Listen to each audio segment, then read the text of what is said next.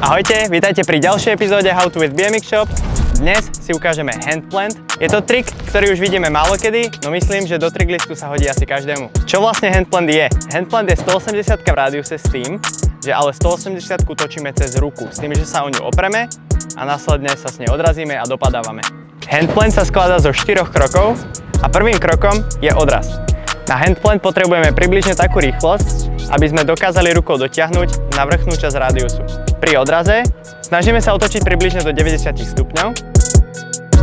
Druhým veľmi dôležitým krokom je, a hneď po odraze sa potrebujeme nakloniť dopredu a začíname sa naťahovať rukou. Toto naklonenie dopredu je veľmi dôležité, aby sme pri odjazde mali bike naklonený v smere rampy a vedeli to pekne ďalej odjazdiť.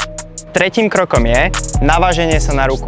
Keď si prejdeme odraz, nakloním sa dopredu, nakláňame sa pekne doprava alebo doľava podľa toho, na ktorú stranu jazdíte, na ruku. Navážime sa na tú ruku a vlastne visíme na rampe len na nej. Veľmi dobrým tipom k tomuto je vyskúšať si to na pešo a bez bajku. Toto nás naučí využívať našu zotrvačnosť, čo znamená, ako náhle vybehneme hore a opreme sa o tú ruku a sme ešte v pohybe hore, máme sekundičku, keď na tej ruke vieme visieť a z toho sa odrazíme a spustíme dnu. Rovnako to funguje aj na bicykli. Pri opretí ruky je veľmi dôležité ju nechať jemne pokrčenú, aby sme stále mali priestor na odraz, s tým, že ju vystreme. Posledný krok robíme už znova na bajku a ide o odrazenie sa z ruky, chytenie riaditok a následné odjazdenie. Veľmi dôležité je počas celého handplantu držať ruku, ktorá ostáva na bajku veľmi pevne. Toto nám drží celý bike a vďaka tomu to vieme pekne odjazdiť. Môže sa stať, že pravú ruku nedosadíme na bike úplne správne, no vďaka tejto ľavej ruke, ktorá nám bike drží, to aj tak vieme odjazdiť. Dobrým tipom môže byť skúsiť si pritiahnuť nohy jemne k sebe, aby sme ten bike lepšie naklonili do smeru rádiusu.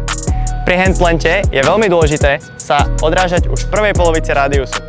Keď sa odrazíme moc neskoro, môžeme rádius preletieť, naopak keď sa odrazíme moc skoro, nevieme správne využiť našu energiu. Čo sa týka rýchlosti na handplant, snažíme sa držať pod kopingom.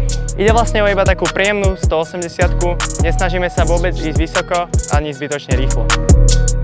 Jednou z chýb, s ktorou sa môžete stretnúť je, že sa bojíte nakloniť blízko k rádiusu. Toto je ale veľmi dôležité, pretože potrebujeme tou rukou dotiahnuť, aby sme sa s nej vedeli následne aj odraziť. Handplant máte odjazdený a práve do vášho tricklistu pribudol trik, ktorý teraz vie už len málo kto. Teším sa na vás pri ďalšej epizóde How to with BMX Shop a zatiaľ čaute.